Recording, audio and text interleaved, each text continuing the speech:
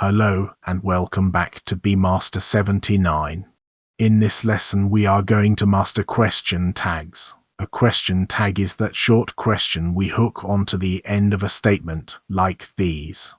It's a beautiful day, isn't it? You don't eat meat, do you? By the end of this lesson you will know exactly which tag to use every single time. One quick note before we start. Every example sentence in this lesson was written for the lesson. They are illustrations, not quotations from any published source. Here is our plan. First, the golden rule of balance. Then how to choose the right auxiliary verb and what happens with modal verbs like can, should and must. After that we will look at the special cases that learners always find tricky. I am, let us commands, and there is.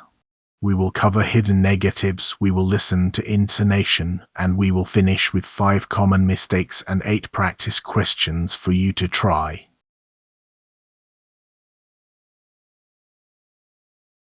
So, what exactly is a question tag? It is a short question added to the end of a statement. We use it for 2 reasons: to check information we think is true or to invite the other person to agree with us. Listen to these 3. It's a beautiful day, isn't it? You didn't call her, did you? We should leave soon, shouldn't we? Notice something already. In the first sentence the statement is positive and the tag is negative. In the second, the statement is negative and the tag is positive. That is not a coincidence. That is the golden rule. Rule number 1. The tag takes the opposite polarity to the statement. If the statement is positive, the tag is negative. She works here, doesn't she? And if the statement is negative, the tag is positive. She doesn't work here, does she? Think of it as a seesaw. One side goes up, the other side must come down. If both halves are positive or both halves are negative, something has gone wrong.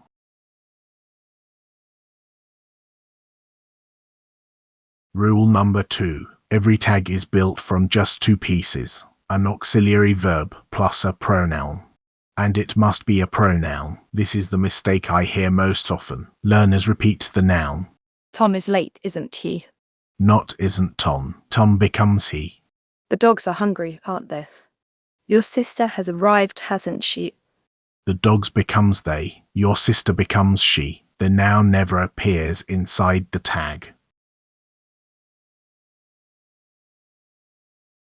Now let us work out which auxiliary to use. There are only 3 situations, and this is the first.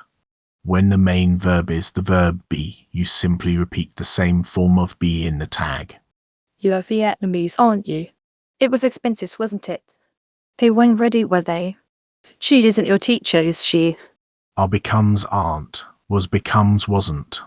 And when the statement is already negative, the tag flips to positive. Weren't becomes were they. Isn't becomes is she. Situation 2. The statement already contains an auxiliary verb. In that case, you take the first auxiliary and put it straight into the tag. You have finished, haven't you? He'll call you back, won't he? Careful with that one. Will in the negative becomes won't. They've been waiting for hours, haven't they? Here there are 2 auxiliaries, have and been. We only take the first one, have. She hadn't seen the email, had she?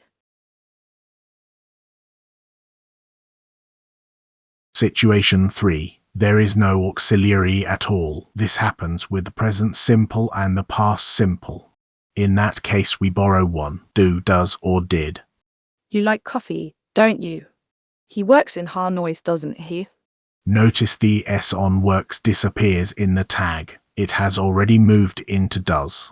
They arrived late, didn't they? You didn't tell him, did you? And in that last one the statement is already negative, so the tag is simply did you. Modal verbs are wonderfully easy. Whatever the modal is, it simply comes back in the tag. You can swim, can't you? We should book early, shouldn't we? He must be exhausted, mustn't he? And here is a lovely one, a negative statement with could used as a very polite request. You couldn't lend me a pen, could you? That sounds far softer than simply saying, lend me a pen. Now for the special cases, the ones that trip everybody up. Special case number 1, I am. English has no contraction for am not, so in the tag we borrow aren't. I'm late, aren't I? Never say amn't I. That form does not exist in standard English. But watch what happens when the statement is already negative. The tag becomes a simple positive. I'm not invited, am I?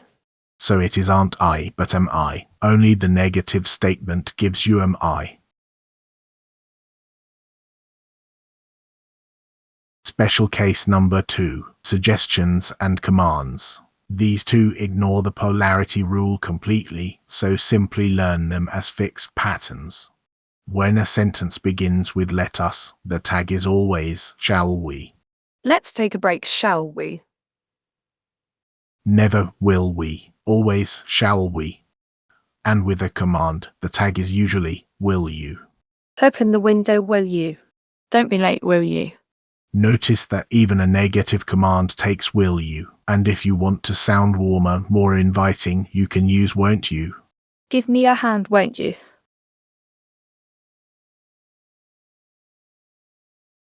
Special case number 3, sentences that begin with there is or there are.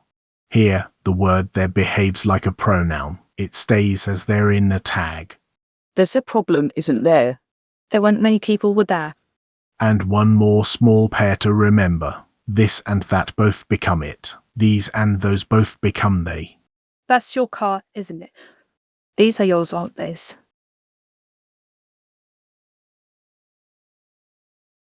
Now, a trap. Some words are negative in meaning, even though the word not never appears. Never, hardly, rarely, seldom, scarcely, nothing, nobody, no, and few. English treats these sentences as negative, so the tag must be positive. He never calls, does he? Not doesn't he. The word never has already made the sentence negative. She hardly ever eats meat, does she? There's nothing we can do, is there? You've got no change, have you?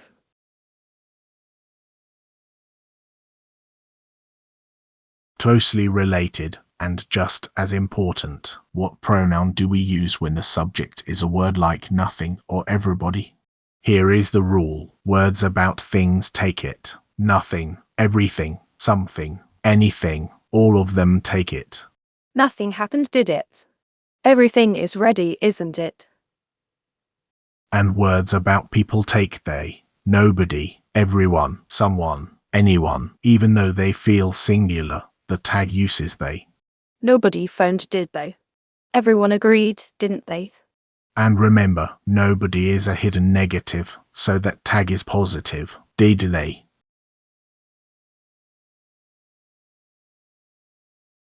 Here is something the textbooks often skip. Your voice changes the meaning of the tag completely. If your voice falls at the end, you are not really asking. You are confident and you simply want the other person to agree. This is by far the most common use, especially in small talk. It's freezing today, isn't it? But if your voice rises at the end, it becomes a real question. You are genuinely unsure and you are waiting for a real answer. You locked the door, didn't you? Same words, different music, completely different message. So when you practice the melody, not just the grammar.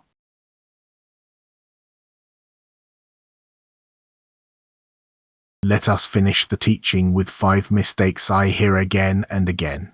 Number 1. Isn't it used for everything? You're a teacher, isn't it? The tag must match the subject.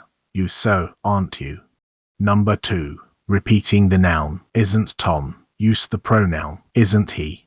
Number 3. Amn't I? That form simply does not exist. Say, aren't I?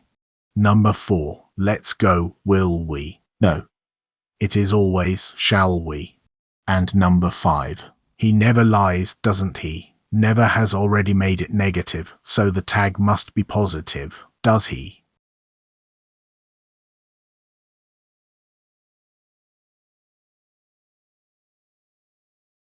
Right, your turn. Here are 8 sentences. Complete the tag for each one. I will read them slowly. Say your answer out loud in the gap. Fine. You're studying English. She didn't come to class. 3. We can meet at 6 o'clock. 4. Let's take a break. Hayes. I'm not speaking too faster. 6. There isn't any milk left. 7. Nobody phoned while I was out. 8. Close the door. Pause the video now if you need more time. The answers are coming next.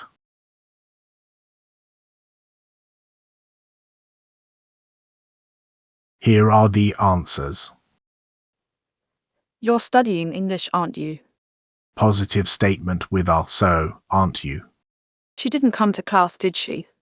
We can meet at 6 o'clock, can't we? Let's take a break, shall we? Let us always takes shall we. I'm not speaking too fast, am I? Negative statement with I am, so the tag is the plain positive. Am I? There isn't any milk left, is there? Nobody phoned while I was out, did they? Nobody is a hidden negative, and it takes they. Close the door, will you? How many did you get right? Tell me in the comments below.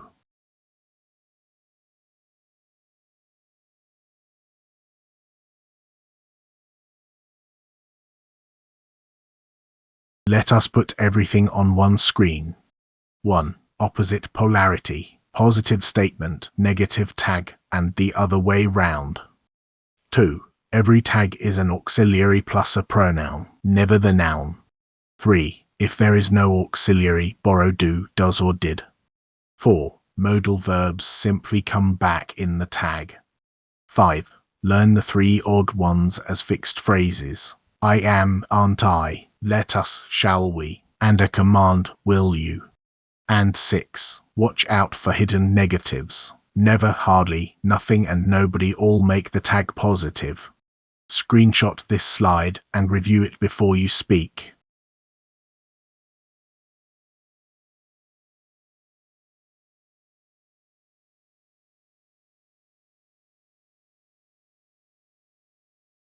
And that is question tags, from the golden rule all the way to the special cases.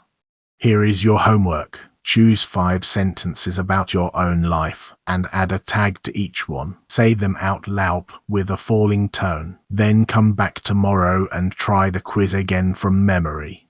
You've got this, haven't you?